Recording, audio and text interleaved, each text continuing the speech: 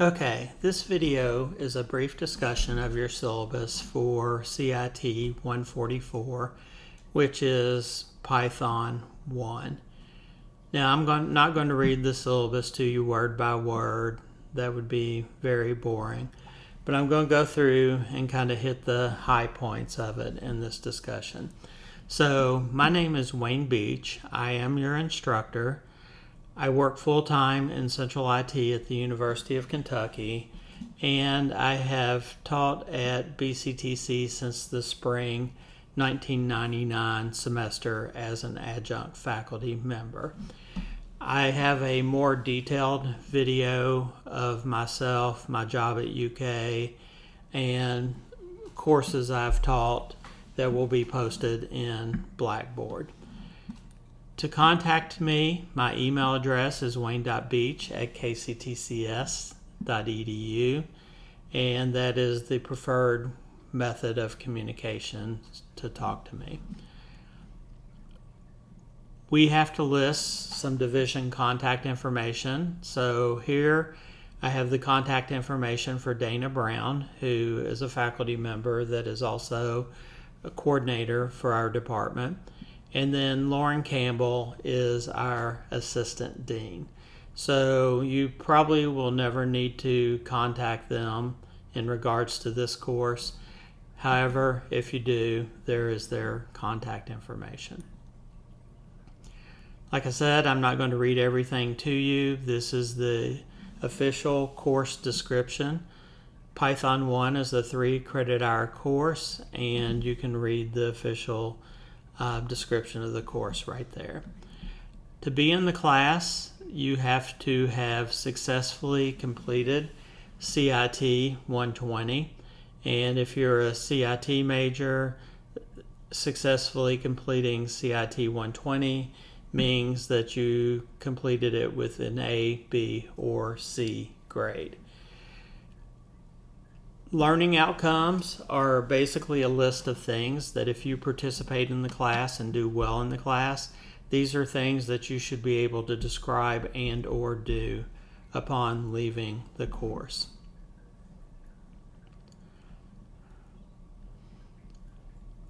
This is an online class, so participation will be shown by checking your email regularly, logging into Blackboard regularly, and completing your assignments by the due date. As far as accommodations, if you feel that you need accommodations in the classroom to be successful in this course, you work that out with the Student Accessibility Services office, not the faculty member directly. If you talk to the SAS office and they decide that some type of accommodation needs to be made, they will send me a formal letter identifying the student and identifying what accommodations I need to make for the student. As far as technology in the class, BCTC has a minimum equipment and software requirement that is intended for any enrolled BCTC student, therefore applies to all courses. Most classes are going to require high-speed internet, a webcam, access to an appropriate computer, and a microphone. Cell phones and tablets, and in some cases Chromebooks, are not sufficient to do everything that is necessary in a CIT course. Specifically for this course, you will need a Windows, Mac, or Linux-based computer that is capable of running Python 3 and its integrated development environment. You will need to access Blackboard. You have access to the Blackboard shell. You will need a KCTCS email account, which every student is provided with. I am going to provide you with access to a remote Linux computer that we refer to as the CIT144 server, and this is where the majority of your programming assignments are going to be required to be completed. we'll have assignments early on to make sure you understand how to access that, run Python, etc.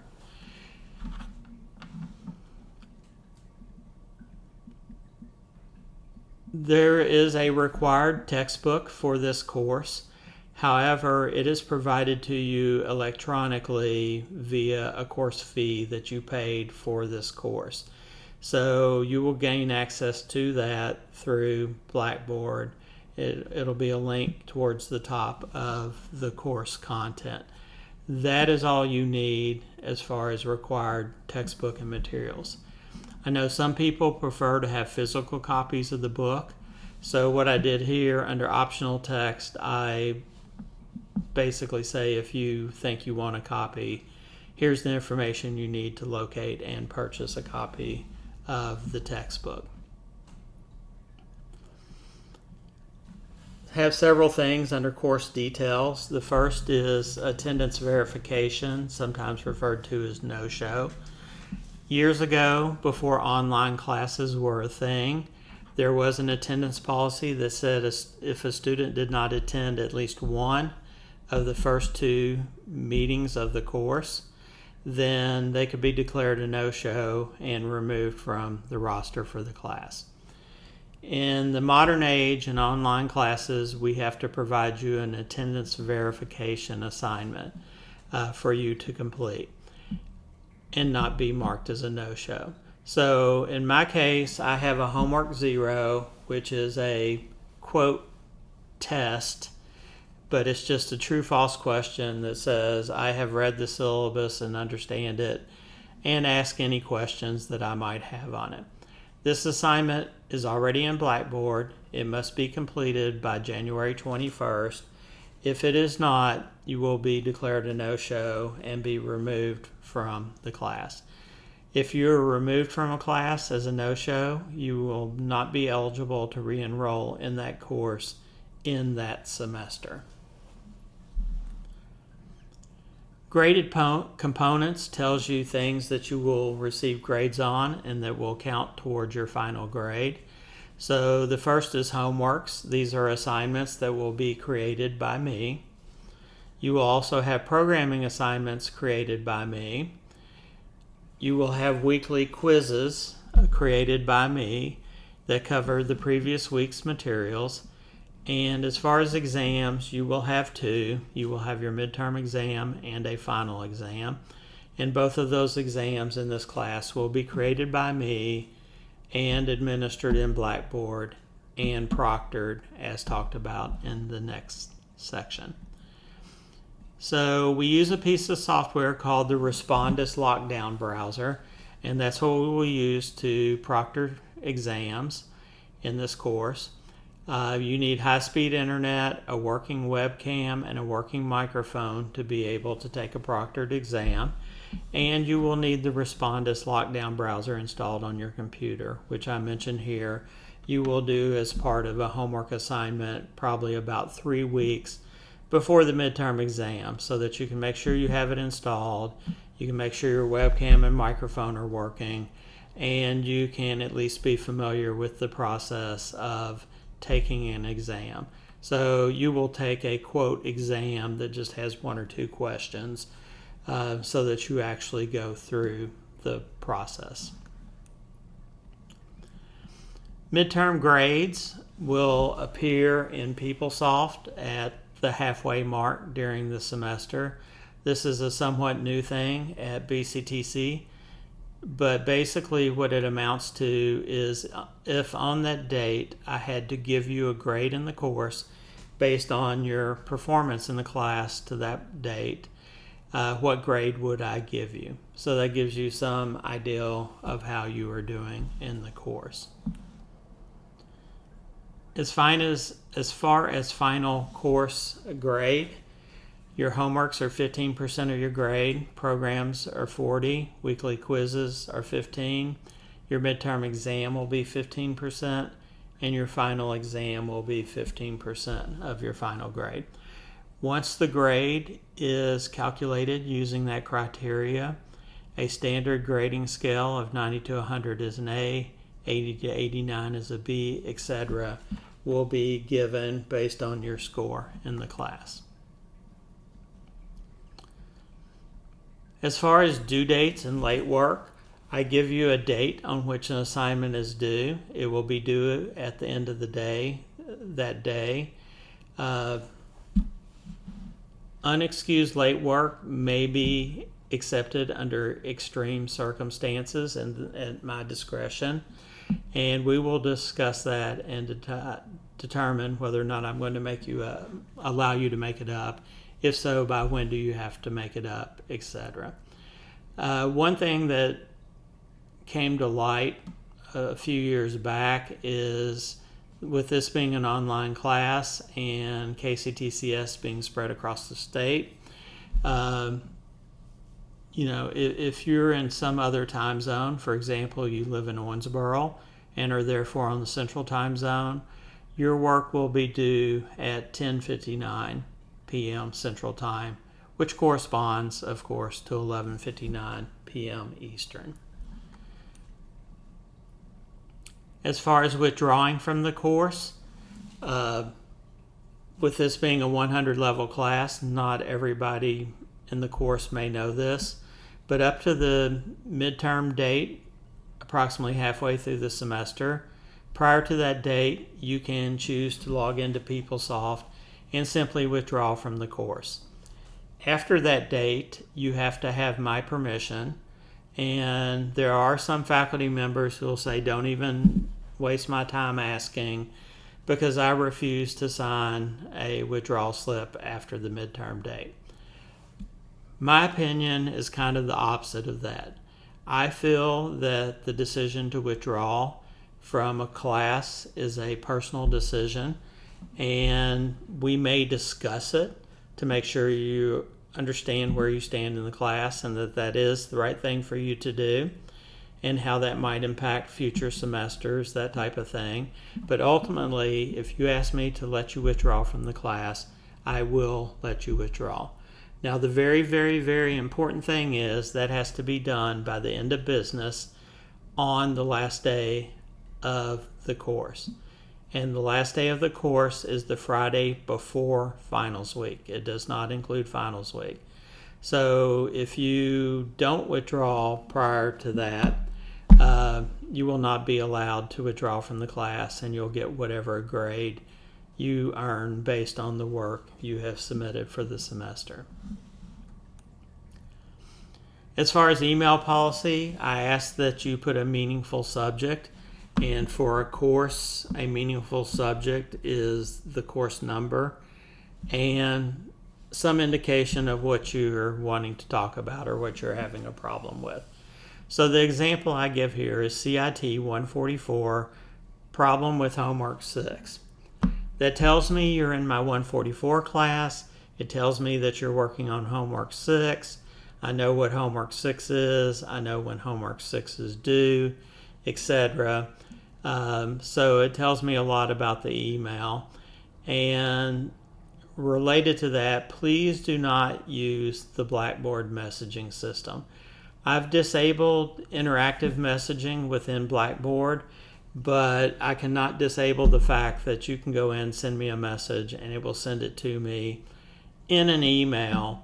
But the problem is, if I reply to that email, it will not go back to you. It goes back to the Blackboard system and will bounce as an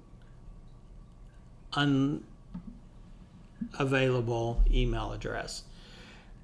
I will hopefully notice that at some point. I will look up your email address. I will forward the response to you, remind you you're not supposed to be using the Blackboard system, and all that will take time. So for it to go smoothly and for you to get a timely answer, please remember, do not use the Blackboard system. Here are some general websites that might be of interest to you, along with descriptions of exactly what they are. I left this in there in the hopes that at some point we'll have an embedded tutor again for this course. We had one for a number of semesters. However, my understanding is that was paid for on a grant, and that grant has run out. That being the case, we probably will not have an embedded tutor this semester unless I'm pleasantly surprised. However, there are general CIT tutors which are able to help you with this class and other CIT classes, and you can schedule appointments to meet with them either in person or online.